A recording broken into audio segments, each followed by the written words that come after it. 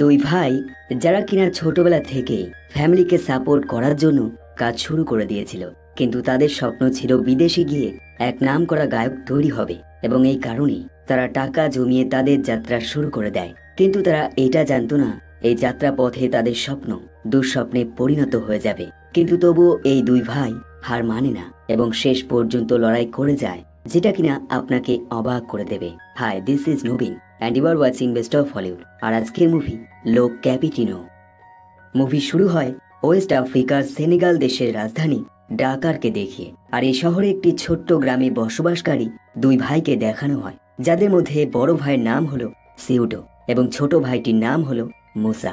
আর এরা দুজনই কনস্ট্রাকশনের কাজ করে। তাদের লক্ষ্য একটাই, যে করেই হোক তাদের পুরো ফ্যামিলিকে আর্থিকভাবে শক্তিশালী করে তোলা। আর এমনটা করলে তারা তাদের স্বপ্ন পূরণ করতে পারবে। আর এই স্বপ্নটা হলো সিউডো চায় ইউরোপে গিয়ে একজন নামকরা সিঙ্গার তৈরি হবে। তাই দুই ভাই একসাথে মিলে এই কনস্ট্রাকশনের কাজ মন দিয়ে করে যায় এবং একদিন তাদের কাছে বেশ কিছু টাকা চলে আসে।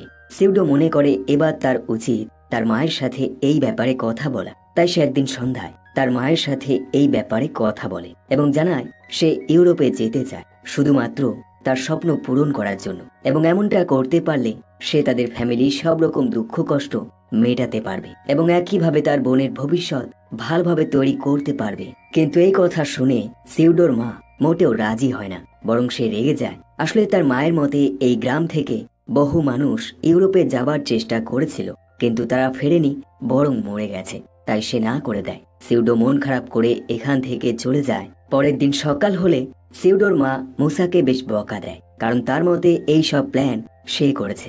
এখন এই দুই ভাই তার মায়ের এরকম রাগী রূপ দেখে তারা তাদের সব প্ল্যান ভুলে যায় এবং পুনরায় তাদের কাজে চলে যায়। কিন্তু সন্ধ্যা হলে তাদের মনে তাদের স্বপ্ন পুনরায় ভেসে ওঠে, যার ফলে তাদের লেখা গান তারা খালি গলায় গাইতে শুরু করে দেয় এবং তাদের পাড়ার মধ্যেই একটি গানের আসর তৈরি করে ফেলে, যেখানে পাড়ার বাকি ছেলেরাও অংশগ্রহণ করে। আর এভাবেই বেশ কয়েকটা মাস কেটে যায় এবং এই দুটো ছেলের কাছে অনেক টাকা জমে যায়। তাই মুসা তার দাদাকে পরামর্শ দেয় তাদের উচিত এখনই যে করেই হোক ইউরোপে চলে যাওয়া, কারণ এই সুযোগ হাতছাড়া করলেই তারা আর কখনোই যেতে পারবে না।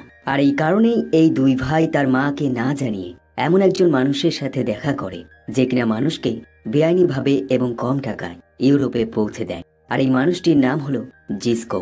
কিন্তু জিস্কো নামের মানুষটি বেশ ভালো হয়, যদিও সে খারাপ কাজ করে, কিন্তু সে এই ছেলে দুটোকে ভালো পরামর্শ দেয়। সে তাদেরকে বোঝায়, তোমরা এখনো অনেক ছোট, তাই তোমাদের উচিত এই যাত্রা না করা, কারণ ইউরোপ দূর থেকে দেখতে ভালো লাগে, কিন্তু সেখানে গেলে তোমাদের পরিস্থিতি আরো খারাপ হয়ে যাবে, কারণ তোমরা অনেক ছোট। এখন এই সবকিছু শোনার পর সিউডো ডিসাইড করে নেয় সে আর ইউরোপে যাবে না। কিন্তু তার ভাই মুসা এই প্ল্যানে রাজি হয় না। সে তার দাদাকে বারবার বোঝানোর চেষ্টা করে এবং একটা সময় তার দাদা ডিসাইড করে নেয় তারা ইউরোপে যাবে কি যাবে না সেটা জানার জন্য তারা একজন জ্যোতিষীর কাছে যাবে এবং তার কাছ থেকে সব রকম পরামর্শ নেবে। তাই সকাল হতেই এরা দুজন এক জ্যোতিষীর কাছে চলে যায় এবং তাকে জিজ্ঞাসা করে তারা কি ইউরোপে যেতে পারবে এবং সেখানে কি তাদের কোনো রকম ক্ষতি হবে। জ্যোতিষী তাদেরকে জানিয়ে দেয় তাদের কোনো রকম ক্ষতি হবে না, তারা ইউরোপে যেতে পারবে। এখন এরকম কথা শুনে এই দুই ভাই সোজা কবরস্থানে চলে আসে এবং সেখানে গিয়ে তাদের গ্র্যান্ডফাদার এবং গ্র্যান্ডমাদারের আশীর্বাদ নেয়। কিন্তু অদ্ভুত ব্যাপার, এই দুই ভাই ইউরোপের যাত্রার ব্যাপারে তাদের মাকে কিছুই জানায় না এবং না বলেই তারা যাত্রা শুরু করে দেয়। তাদের মনে একবারও এই চিন্তা আসে না যে তাদের মা তার দুই সন্তানকে দেখতে না পেয়ে তার অবস্থাটা কি হবে। তারা সবার প্রথমেই বাসে করে যাত্রা শুরু করে দেয় এবং এই যাত্রাপথে তারা তাদের লেখা গানগুলো আনন্দের সাথে গাইতে শুরু করে দেয় এবং একটা সময় এই বাসটা মালি দেশে পৌঁছে যায় এবং সেখানে দুই ভাই নেমে পড়ে। এই জায়গাটা অনেকটা মরুভূমির মতো, কিন্তু এই মরুভূমির মধ্যেই এমন একটি মানুষ থাকে যে কিনা বেআইনি ভাবে পাসপোর্ট তৈরি করে এবং এই দুই ভাই সেই মানুষটির সাথে দেখা করে এবং এই মানুষটি এই দুই ভাইয়ের কাছ থেকে $100 করে নেয় এবং তার বদলে তাদের দুজনের দুটো পাসপোর্ট তৈরি করে দেয় এবং পাসপোর্টে তাদের ন্যাশনালিটি এবং নাম চেঞ্জ হয়ে যায়। তারা এখন সেনেগালের নাগরিক নয়, বরং তারা আজ থেকে মালি নাগরিক হয়ে যায়। ছোট ভাইটির নাম ছিল মুসা, তার নতুন নাম হয়ে যায় মালিক এবং বড় ভাইটির নাম ছিল সিউডো, তার নতুন নাম হয়ে যায় শালিফ। এই ব্যক্তি তাদের দুজনকে স্পষ্টভাবে বুঝিয়ে দেয় বর্ডারে যখন তাদের এই পাসপোর্ট চেক হবে তখন তারা যে কটা প্রশ্ন তোমাদেরকে করবে তোমরা সে কটা প্রশ্নের উত্তরই দেবে, তার বেশি একটা কথাও বলবে না। এরপর এরা দুই ভাই বাসে করে আবারও যাত্রা শুরু করে দেয় এবং টানা 2 দিন যাত্রা করার পর তারা নাইজেরিয়া বর্ডারের কাছে পৌঁছে যায়। আর এখানে এসে বেশ কিছু নাইজেরিয়ান সোলজার এদের পাসপোর্ট চেক করে এবং তাদেরকে বেশ কিছু প্রশ্ন করে, কারণ এই সোলজার লক্ষ্য করে পাসপোর্টে যা ইনফরমেশন রয়েছে তাতে পাসপোর্টের বয়স 2 বছর হয়ে গেছে। কিন্তু অদ্ভুত ব্যাপার, পাসপোর্টে যে ছবি রয়েছে এবং সেই ছবিতে এই ছেলে দুটো যে জামা কাপড় পরে রয়েছে ঠিক একই রকম জামা কাপড় এখনো তারা পরে রয়েছে। তাই সোলজারের বেশ সন্দেহ হয়, তাই সে এই ব্যাপারে এই দুজনকে প্রশ্ন করে। এখন যেহেতু এই প্রশ্নগুলো তাদের ধারণার বাইরে, তাই দুই ভাই আতঙ্কিত হয়ে যায়, যার ফলে সোলজার শিওর হয়ে যায় এরা কোনো না কোনো 2 নম্বরই কাজ করছে। সোলজার এই দুই ভাইকে জানায় তাদেরকে $50 করে দিতে হবে, নয়তো জেলে যেতে হবে। এখন এই দুই ভাইয়ের কাছে আর কোনো রাস্তা থাকে না, তাই তারা এই সোলজারকে $50 দিয়ে দেয় এবং এরপর তারা নাইজার দেশে পৌঁছে যায়। আর এখান থেকে তাদেরকে বাকি রাস্তা যাবার জন্য একজন গাইডের প্রয়োজন, কারণ এখানকার বেশিরভাগ রাস্তাটাই মরুভূমিতে ভরা। তাই দুই ভাই সবার প্রথমে এমন একজন দালালের সাথে দেখা করে যে কিনা তাদেরকে $1200 বিনিময়ে সুরক্ষিতভাবে ত্রিপোলি শহরে পৌঁছে দেবে, যেটা কিনা লিবিয়াতে অবস্থিত। এমনকি এর বাইরে এই মানুষটি তাদেরকে একটি ছোট্ট জাহাজের ছবি দেখায়, যার সাহায্যে তারা ইউরোপে যেতে পারবে। এখন এই দুই ভাই এই সব কিছু শুনে তাদের প্ল্যানে রাজি হয়ে যায় এবং এই মানুষটি দুই ভাইকে একটি রুমে নিয়ে যায় এবং তাদেরকে অপেক্ষা করতে বলে এবং জানায় তারা আরো বেশ কিছু প্যাসেঞ্জার একসাথে জড়ো করার পর তাদের এই যাত্রা শুরু করবে, তাই তারা যেন এখানে চুপচাপ অপেক্ষা করে। এখন কথা মতো এই দুই ভাই এখানে অপেক্ষা করতে শুরু করে দেয় এবং একটা সময় সন্ধ্যা হয়ে যায় এবং এখানে একজন মানুষ এই প্রত্যেকটা ছেলেকে বুঝিয়ে দেয় কাল তাদের যাত্রাটা কেমন হতে চলেছে। এই মানুষটি জানায় তাদের যাত্রা একটি মরুভূমির মধ্যে দিয়ে হবে, যেটা কিনা খুবই ভয়ানক। ভয়ানক এই কারণেই সেই মরুভূমিতে অনেক ডাকাত এবং গুন্ডারা রয়েছে, যারা কিনা মানুষের ওপর হামলা করে এবং তাদের টাকা পয়সা নিয়ে নেয়। তাই সেই মানুষটি এই দুই ভাইকে এবং প্রত্যেকটা ছেলেকে পরামর্শ দেয় তারা যেন তাদের টাকা পয়সা একটি গোপন জায়গায় লুকিয়ে ফেলে, কারণ এই যাত্রা পথে সেই ডাকাতগুলো তাদের ওপর হামলা করতে পারে। পরের দিন সকাল হলে এই দুই ভাই কথা মতো তাদের টাকা পয়সা তাদের গোপন জায়গায় লুকিয়ে ফেলে এবং এরপর তারা যাত্রা শুরু করে দেয়। বেশ কিছুক্ষণ যাত্রা করার পর তাদের সামনে বিশাল সাহারা মরুভূমি চলে আসে। প্রথমত রোদ্রের তাপ এবং তার মধ্যে রাস্তাটা খুব একটা ভালো থাকে না, কখনো খারাপ ঢাল থাকে আবার কখনো উঁচু পাহাড় থাকে, যার ফলে এই যাত্রা করতে করতে একটি ছেলে গাড়ি থেকে নিচে পড়ে যায়। কিন্তু অদ্ভুত ব্যাপার, গাড়ির ড্রাইভার গাড়ি থামায় না, বরং কন্টিনিউ তার গাড়ি চালিয়ে যায়, যার ফলে সেই ছেলেটি খোলা মরুভূমির মধ্যেই পড়ে থাকে।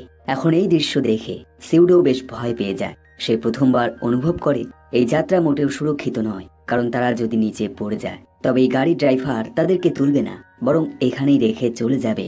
এই দুই ভাই গাড়িটাকে শক্ত করে ধরে রাখে এবং তাদের যাত্রা কন্টিনিউ চালিয়ে যায় এবং একটা সময় তারা খোলা মরুভূমির মাঝখানে চলে আসে এবং প্রত্যেককে অবাক করে দিয়ে এই গাড়ির ড্রাইভার গাড়ি থামিয়ে দেয় এবং জানিয়ে দেয় তাদেরকে এখনই বাকি রাস্তাটা হেঁটে পার করতে হবে। এখন এই দুই ভাই এবং বাকি প্যাসেঞ্জারদের কাছে আর কোনো রাস্তা থাকে না, তাই তারা হেঁটে এই যাত্রা শুরু করে দেয় এবং কিছুটা যাবার পর সিউডো লক্ষ্য করে চারপাশে কিছু মৃতদেহ পড়ে রয়েছে। সে বুঝতে পারে এই যাত্রা শুধুমাত্র তারাই নয়, এর আগেও অনেক মানুষ করেছে, কিন্তু তারা সফল হয়নি, বরং এখানেই তাদের জীবন শেষ হয়ে গেছে। আর এভাবেই যাত্রা করতে করতে এই দুই ভাই খুব ক্লান্ত হয়ে যায় এবং চারিপাশে অন্ধকার নেমে আসে, কিন্তু তারা একটু হার মানে না, তারা কন্টিনিউ যাত্রা চালিয়ে যায় এবং পরের দিন সকাল হলে সিউডো লক্ষ্য করে একজন বয়স্ক মহিলা যে কিনা তাদের সাথে এসেছিল সে আর হাঁটতে পারছে না, সে মাটিতে বসে পড়েছে। আর এই জিনিসটা আর কেউ লক্ষ্য করে না, শুধুমাত্র সিউডো বাদে। তাই সে সঙ্গে সঙ্গে তার কাছে ছুটে যায় এবং সেই মহিলাটিকে হেল্প করার চেষ্টা করে। সে তার বেঁচে থাকা জলটুকু মহিলাটিকে খেতে দেয় এবং তাকে টেনে তোলার চেষ্টা করে, কিন্তু এখানকার তাপমাত্রা এতটাই গরম যার ফলে মহিলাটি আর উঠে দাঁড়াতে পারে না এবং সেখানেই মরে যায়। এখন এই সব কিছু দেখে মুসা খুব রেগে যায়, কারণ এমনটা করাতে তারা অনেকটা পিছনে পড়ে যাবে এবং যদি তারা দলের থেকে দূরে চলে যায় তবে বাকি রাস্তা কমপ্লিট করা অনেকটাই কঠিন হয়ে যাবে। তাই দুই ভাই আবারও যাত্রা শুরু করে দেয় এবং একটার সময় সন্ধ্যা হয়ে যায়। আর ঠিক তখনই বেশ কিছু আতঙ্কবাদী তাদের উপর হামলা করে এবং প্রত্যেকের কাছে থাকা টাকাগুলো নিয়ে নেয় এবং যাদের কাছে টাকা খুঁজে পায় না তারা তাদেরকে একটি স্পেশাল ড্রিঙ্ক করায়, যার ফলে তারা অজ্ঞান হয়ে যায় এবং তারপর তারা টাকাগুলো নিয়ে নেয়। কিন্তু এরা যাদের কাছ থেকে টাকা পায় না তাদেরকে আলাদা গ্রুপে ভাগ করে দেয়। এখন সমস্যা হলো মুসার কাছে টাকাগুলো লুকানো রয়েছে তাই এই মাফিয়া দল মুসার কাছ থেকে টাকা পেয়ে যায়, কিন্তু সিউডোর কাছে কোনো টাকা পায় না, যার ফলে দুই ভাই প্রথমবার আলাদা হয়ে যায় এবং তাদের দুজনকে আলাদা আলাদা গ্রুপে ভাগ করে দেয়। সিউডো কখনোই আশা করেনি সে তার ভাইয়ের কাছ থেকে এমন ভাবে আলাদা হয়ে যাবে, কিন্তু সে এখানে কিছুই করতে পারে না। এখন পরের দিন সকাল হলে সেই গ্রুপ যাদের কাছ থেকে টাকা খুঁজে পায়নি তারা আবারও যাত্রা শুরু করে দেয় এবং কিছু দূর যেতেই তারা একটি গাড়ি দাঁড়িয়ে থাকতে দেয়। এখন প্রত্যেকে এই গাড়ি দেখে খুব খুশি হয়ে যায়। তারা মনে করে এই গাড়ির সাহায্যে খুব সহজেই তারা তাদের গন্তব্যস্থলে পৌঁছে যেতে পারবে। তাই প্রত্যেকটা ছেলে এই গাড়ির মধ্যে উঠে পড়ে, যাদের মধ্যে সিউডো থাকে। কিন্তু তাদের এই ভুল ধারণা ভেঙে যায় যখন গাড়িটি চলতে শুরু করে। আসলে গাড়িটা তাদেরকে তাদের গন্তব্যস্থলে নিয়ে যায় না, বরং লিবিয়া জেলে নিয়ে যায়। আর এই জেলটা কোনো সরকার বা পুলিশের দ্বারা নিয়ন্ত্রিত হয় না, বরং একদল মাফিয়াদের দ্বারা নিয়ন্ত্রিত হয়। আর এই মাফিয়া হলো সেই মাফিয়া যারা কিনা মরুভূমির মাঝে তাদের কাছ থেকে টাকাগুলো কেড়ে নিয়েছিল। এখন সিউডো এখানে জানতে পারে তাদেরকে এখানে বেচে দেওয়া হবে এবং কোনো ধনী মানুষ তাদেরকে কিনে নেবে শুধুমাত্র দাসত্বের কাজ করানোর জন্য। এখন জেলের বেশ কিছু মানুষ এই ছেলেগুলোকে বিভিন্ন রকম ভাবে টর্চার করে, আর এই টর্চার খুবই ভয়ানক হয়। এবং এরপর এক ব্যক্তি এই ছেলেগুলোর সাথে কথা বলে এবং তাদেরকে তার ফ্যামিলির ফোন নাম্বার দিতে বলে এবং জানায় তারা যদি ফোন নাম্বার না দেয় তবে তাদের শাস্তি আরো বেড়ে যাবে। আসলে এরা ফ্যামিলির ফোন নাম্বার নিয়ে তাদেরকে ব্ল্যাকমেল করবে এবং তাদের কাছ থেকে টাকা নেওয়ার চেষ্টা করবে, কিন্তু সিউডো তার ফ্যামিলির ফোন নাম্বার দেয় না, যার ফলে তাকে এবং সেই সব ছেলেগুলোকে যারা নাম্বার দেয়নি তাদেরকে কঠোর শাস্তি দিতে শুরু করে দেয়। এবং বেশ কিছু সময় পর সিউডোর অবস্থা খুবই খারাপ হয়ে যায়, তার চোখ মুখে রক্তে ভরে যায় এবং আকৃতি সম্পূর্ণ চেঞ্জ হয়ে যায়। সিউডো প্রথমবার অনুভব করে সে কত বড় ভুল করে ফেলেছে, শুধুমাত্র এই কারণে নয় যে সে এরকম শাস্তি পাচ্ছে, বরং এটা ভেবে যে তার মায়ের অবস্থা এখন কিরকম আছে। কারণ বেশ কয়েকটা দিন কেটে গেছে এবং সে বাড়ি ছেড়ে চলে এসেছে এবং তার মা এখনো জানে না তার দুই ছেলে এখন কোথায় রয়েছে এবং কি করছে। এখন সিউডোর এরকম কঠিন পরিস্থিতি দেখে মার্টিন নামের এক ব্যক্তির মায়া হয়ে যায় এবং সে তাকে কিছুটা জল খেতে দেয় এবং তাকে শান্ত করার চেষ্টা করে। পরের দিন সকাল হলে তাদের রুমে বেশ কিছু নতুন ব্যক্তি প্রবেশ করে এবং তারা এদেরকে জানায় আমার বেশ কিছু ছেলেকে দরকার যারা কিনা কার্পেন্ট্রির কাজ করতে পারে এবং বিল্ডারের কাজ করতে পারে। এখন এই কথা শুনে মার্টিন সঙ্গে সঙ্গে হাত তোলে এবং সিউডোর হাতটাও সে তুলে ধরে। সিউডো বুঝতে পারে না সে এমনটা কেন করছে, কিন্তু সে তার হাতটা তার কথা মতোই ওপরে তুলে ধরে। এরপর যারা যারা হাত তুলেছে তাদেরকে এই ব্যক্তি বাইরে নিয়ে যায় এবং এক লাইনে দাঁড় করায় এবং তারপর বেশ কিছু ধনী মানুষ এখানে চলে আসে এবং তারা ইচ্ছে মতো ছেলেগুলোকে বেছে নেয় এবং কিনে নেয়। আর এদের মধ্যে একজন ধনী ব্যক্তি থাকে যার মার্টিনকে বেশ পছন্দ হয়ে যায়, তাই সে তাকে কিনে নেয়। কিন্তু মার্টিন তাকে জানায় তার সাথে সিউডো নামের ছেলেটাও যাবে, অর্থাৎ তাকেও কিনতে হবে। ভাগ্য ভালো থাকে এই মানুষটি মার্টিনের কথা মেনে নেয় এবং তাদের দুজনকেই সে কিনে নেয়। এরপর সেই ব্যক্তি এদের দুজনকে তার গাড়ি করে তার বাড়ির উদ্দেশ্যে যাত্রা শুরু করে দেয়। যাত্রা পথে এই ব্যক্তি এদের দুজনকে জানায় তোমাদেরকে একটি বড় পাঁচিল তৈরি করতে হবে, আর এই পাঁচিলটা হবে বাড়ির চারপাশ জুড়ে। এখন বাড়িতে পৌঁছালে এদের দুজনকে বেশ কিছু খাবার খেতে দেয়, কারণ এরপর তাদেরকে কন্টিনিউ কাজ করতে হবে। সিউডো এবং মার্টিন খাবার খেয়ে তাদের কাজ শুরু করে দেয়। সিউডো কখনো মাটি কাটে, আবার কখনো জল আনতে চলে যায়। এরপর তারা যখন বিশ্রাম করে মার্টিন সিউডোর সাথে তার ফ্যামিলির সম্বন্ধে আলোচনা করে। সে তাকে একটি ফটো দেখায় এবং এই ফটোতে বেশ কিছু মানুষ থাকে যারা কিনা মার্টিনের ফ্যামিলি মেম্বার। একইভাবে সিউডোকে বোঝায় তুমি আমার ছেলের মতো, কারণ তোমার বয়সের আমার একটি ছেলে রয়েছে। এখন এই কথা শুনতেই সিউডোর মুখের হাসি চলে যায়। আসলে সিউডোর বাবা অনেক আগেই মরে গেছে, তাই ছোটবেলা থেকেই সে তার মায়ের কাছে বড় হয়েছে, কিন্তু এখন তার মা তার সাথে নেই এবং সে তাকে ছেড়ে অনেক দূরে চলে এসেছে, তা আবার না বলে। তাই এই সব কিছু মনে করে তার মনটা খারাপ হয়ে যায়। এরপর এরা দুজন আবারও তাদের কাজ শুরু করে দেয় এবং এর মধ্যে সেই ব্যক্তি আবারও তাদের কাছে চলে আসে এবং জানায় তার মালিক একটি ফোয়ারা বানাতে চায় এবং এরপর সে এই দুজনকে একটি ফটো দেখায় এবং বোঝায় তাদেরকে ঠিক একই রকম ফোয়ারা বানাতে হবে এবং যদি তারা এমনটা করতে পারে তবে তার বস তাদেরকে মুক্ত করে দেবে। এমনকি এই অবধি নয়, বরং ত্রিপলি যাবার জন্য তাদেরকে সব রকম খরচ দিয়ে দেবে। এখন এই কথা শুনে দুজনেই খুশি হয়ে যায়, কারণ তারা পুনরায় তাদের বেঁচে ফেরার আশাটা খুঁজে পায়। তাই তারা এই কাজটা আরো মন দিয়ে করতে শুরু করে দেয় এবং একটার সময় তারা সেই ফোয়ারা কমপ্লিট করে ফেলে এবং যখন সেটা তাদের বস দেখতে পায় সে বেশ ইমপ্রেস হয়ে যায় এবং তার মুখে হাসি চলে আসে, যেটা দেখে মার্টিন এবং সিউডো খুব খুশি হয়ে যায়, কারণ তারা জানে এরপর তাদেরকে মুক্ত করে দেওয়া হবে এবং কথা মতো কাজ হয়ে যায়। পরের দিন তাদেরকে ত্রিপলি পৌঁছে দেওয়া হয় এবং তাদের হাতে বেশ কিছু টাকা দিয়ে দেওয়া হয়। এখানে এসে সিউডো সবার প্রথমে তার ভাইকে খুঁজতে শুরু করে দেয়। সে প্রত্যেকটা জায়গায় জিজ্ঞাসা করে মৌসা নামের কাউকে দেখেছে কিনা, কিন্তু প্রত্যেক জায়গায় সে একই রকম কথা শুনতে পায়, আর সেটা হলো তারা দেখেনি। সিউডো খুব হতাশ হয়ে যায়। এখন এমন অবস্থায় মার্টিন তাকে বোঝায়, তুমি চাইলে আমার সাথে যেতে পারো, কারণ এখানে থাকলে বিপদ বাড়বে ছাড়া কমবে না। কিন্তু সিউডো তাকে জানিয়ে দেয় সে তার ভাইকে একা ছাড়তে পারবে না, তাই সে তাকে না খুঁজে কোথাও যাবে না। মার্টিন তার কথা মেনে নেয় এবং যাবার আগে তাকে পরামর্শ দেয় সে যদি মুসাকে খুঁজে পায় তবে সে যেন সঙ্গে সঙ্গে ইতালিতে চলে আসে এবং সেখানে সে তার জন্য অপেক্ষা করবে। এরপর মার্টিন এখান থেকে চলে যায় এবং সিউডো আরো একবার তার ভাইকে খুঁজতে শুরু করে দেয়। সে প্রত্যেকটা জায়গায় যায় এবং তার ভাইয়ের সম্বন্ধে জিজ্ঞাসা করে, কিন্তু প্রতিটা জায়গায় সে ব্যর্থ হয়ে যায়। সিউডো ভালোভাবে জানে এখানে বেশি দিন থাকতে হলে তাকে কাজ করতেই হবে, তাই পরের দিন সকাল থেকেই সে আবারও কনস্ট্রাকশনের কাজ শুরু করে দেয়। আর এমনই একদিন কাজ করতে করতে সিউডোর কাছে খবর আসে সেনেগাল থেকে একটি বাচ্চা ছেলে এখানে কাজ করতে এসছে। এখন এই কথা শুনে সিউডোর সঙ্গে সঙ্গে সেই ছেলেটির কাছে ছুটে যায়, আর এখানে এসে সে দেখে এই ছেলেটি আর কেউ নয়, স্বয়ং তার ভাই মুসা। সিউডোর সঙ্গে সঙ্গে তাকে জড়িয়ে ধরে। সিউডো এখানে মুসাকে তার সাথে যেতে বলে, কিন্তু মুসা না করে দেয়। সে জানায় তার পায়ে গুলি লেগেছে, যার ফলে সে আর হাঁটতে পারবে না। এখন এই কথা শুনে সিউডোর মনটা খারাপ হয়ে যায়। মুসা তাকে পরামর্শ দেয় তাদের উচিত এখনই বাড়ি ফিরে যাওয়া, কিন্তু সিউডো তেমনটা মনে করে না। সে মনে করে তাদের সেই গন্তব্যস্থল এখান থেকে খুব একটা দূরে নয়, তাই এতদূর চলে আসার পর তাদের ফিরে যাওয়াটা মোটেও ঠিক হবে না। তাই সিউডো তার ভাইকে তার এক বন্ধু ডাক্তার লয়ের কাছে নিয়ে যায়। লয় তার ক্ষত স্থান ট্রিটমেন্ট করে।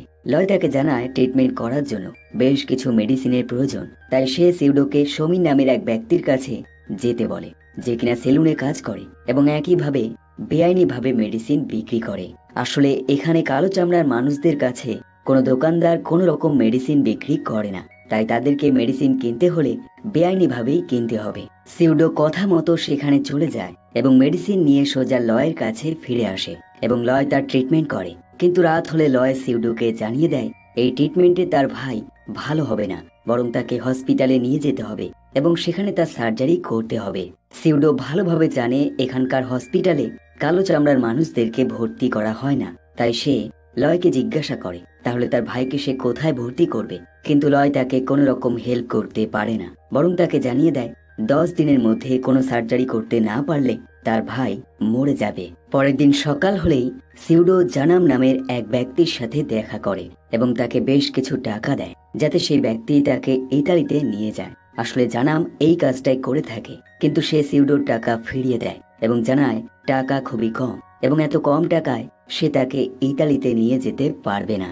কিন্তু জানাম তাকে বিকল্প রাস্তা দিয়ে দেয়। সে বলে তুমি যদি জাহাজের ক্যাপ্টেন হিসেবে যাও তবে তুমি এই টাকাতেও যেতে পারবে, অর্থাৎ তোমায় জাহাজ চালাতে হবে। এখন সিউডো কোনো রকম জাহাজ চালাতে পারে না, কিন্তু তবুও সে এই প্ল্যানে রাজি হয়ে যায় এবং জানিয়ে দেয় সে জাহাজ চালিয়ে ইতালিতে যাবে। বাড়ি ফিরে সিউডো সবার প্রথমে তার ভাইকে এই খবরটা জানায় এবং সে জানায় তাকে ইতালিতে নিয়ে গিয়ে সেখানে তার ট্রিটমেন্ট করবে এবং একইভাবে সে কিভাবে জাহাজ চালিয়ে এই যাত্রা করবে সেই সব কিছু তার ভাইকে বলে দেয়। পরের দিন সকাল হলে সে জাহাজ কিভাবে চালাতে হয় সব নিয়মগুলো এবং কায়দাগুলো শিখে নেবার চেষ্টা করে। জানাম নামে সেই ব্যক্তি বোঝায় এই জাহাজে কিভাবে গতিবেগ বাড়াতে হবে এবং কিভাবে গতিবেগ কমাতে হবে এবং একইভাবে কম্পাস কিভাবে কন্ট্রোল করতে হবে সেই সব কিছু তাকে বুঝিয়ে দেয়। কিন্তু প্রথমবারে এত কিছু জানতে পেরে সিউডো বেশ ঘাবড়ে যায় এবং তার টেনশন আরো বেড়ে যায় যখন সে দেখে তার এই জাহাজ করে কত মানুষ এই যাত্রা করবে এবং তারা সম্পূর্ণ বিপদে থাকবে, কারণ সে কোনোদিন জাহাজ চালায়নি। তাই সে ডিসাইড করে নেয় সে আর ক্যাপ্টেন হয়ে এই যাত্রা করবে না, আর এই কারণেই সে জানামকে এই ব্যাপারে জানিয়ে দেয়। কিন্তু জানাম তাকে জানায় এর বাইরে তাকে এই যাত্রা করতে দেওয়া হবে না, অর্থাৎ তাকে যেতে হলে ক্যাপ্টেন হয়ে যেতে হবে এবং তাকে জাহাজ চালাতেই হবে। সিউডোর কাছে আর কোনো রাস্তা থাকে না, তাই সে এই ডিল মেনে নেয় এবং অবশেষে সে জাহাজ করে তার যাত্রা শুরু করে দেয়। সিউডো জীবনে প্রথমবার জাহাজ কন্ট্রোল করে এবং প্রথমবারই তাকে দক্ষ হতে হয়, কারণ এর কোনো বিকল্প রাস্তা নেই। যদি সে একটা ভুল করে তবে মানুষগুলো মরে যাবে। এখন বেশ কিছুক্ষণ যাত্রা করার পর সিউডোর সামনে বেশ কিছু আলো দেখতে পায়। সে মনে করে হয়তো শহর চলে এসেছে, কিন্তু কাছে গেলে তার ভুল ধারণা ভেঙে যায়। সে দেখে এটা একটা তৈল শোধনাগার। এরপর তারা আবারও যাত্রা শুরু করে এবং পরের দিন সকাল হলে সিউডো প্রথমবার জানতে পারে তার এই জাহাজে একজন প্রেগনেন্ট মহিলা রয়েছে এবং তার পরিস্থিতি খুব একটা ভালো নয়। তার ব্লিডিং শুরু হয়ে গেছে। সে কোনো উপায় না পেয়ে এমার্জেন্সি কল করে এবং জানায় তারা ইতালির জন্য যাত্রা শুরু করেছে এবং তাদের জাহাজ একজন প্রেগনেন্ট মহিলা রয়েছে, তাই তারা যেন এখনই সাহায্যের জন্য এখানে চলে আসে। ফোনের ওপাশ থেকে সিউডোকে জানানো হয় তারা যত তাড়াতাড়ি সম্ভব তাদেরকে সাহায্য করবে। সিউডো কিছুটা মনের দিক থেকে শান্তি পায় এবং সে অপেক্ষা করতে শুরু করে দেয়, কিন্তু সন্ধ্যা হয়ে যায়, কোনো রকম সাহায্য তার কাছে আসে না। যার ফলে সে ডিসাইড করে নেয় তারা আর সাহায্যের জন্য অপেক্ষা করবে না, বরং সামনের দিকে এগিয়ে যাবে। আর এভাবেই যাত্রা করতে করতে সকাল হয়ে যায় এবং কয়েকটা ছেলে সিউডোকে জানায় এই জাহাজের ইঞ্জিন রুমে কিছু মানুষ আটকে রয়েছে এবং তারা সেখানে দীর্ঘ সময় ধরে রয়েছে, যার ফলে তারা অজ্ঞান অবস্থায় পড়ে রয়েছে। এখন সিউডোর সঙ্গে সঙ্গে সেখানে যায় এবং এই মানুষগুলোকে ওপরে তোলে। সিউডো লক্ষ্য করে এই মানুষগুলো দীর্ঘ সময় ধরে খাবার খায়নি, তাই সে তাদেরকে কিছু খাবার খেতে দেয় এবং জল খেতে দেয়, যার ফলে চারিপাশে হইচই লেগে যায় এবং এই হইচইয়ের মধ্যে সেই প্রেগনেন্ট মহিলা তার সন্তানের জন্ম দিয়ে দেয়। আর এই কারণে হইচইয়ের পরিমাণ আরো বেড়ে যায়। সিউডো প্রত্যেককে শান্ত হতে বলে এবং বেশ কিছু সময় পর এরা প্রত্যেকে শান্ত হয়ে যায় এবং সিউডো তার যাত্রা আবারও কন্টিনিউ করে যায়। একটা সময় সিউডো দূরের শহর দেখতে পায়। সে সঙ্গে সঙ্গে প্রত্যেককে এটা জানিয়ে দেয়, আর এই শহরটা হয় ইতালির শহর। তাই প্রত্যেকে আনন্দে লাফাতে শুরু করে দেয়, এমনকি সেই প্রেগনেন্ট মহিলার মুখেও হাসি চলে আসে।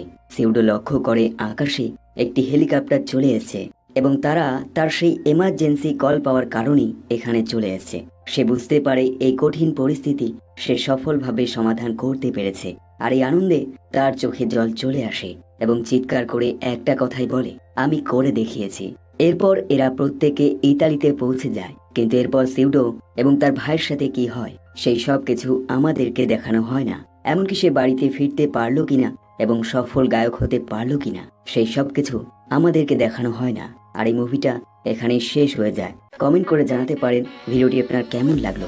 সবশেষে ধন্যবাদ আপনাকে ভিডিওটি শেষ পর্যন্ত দেখার জন্য। আবার দেখা হবে নতুন একটি ভিডিওর সাথে, নতুন একটি গল্পের সাথে। দেখতে থাকুন বেস্ট অফ হলিউড।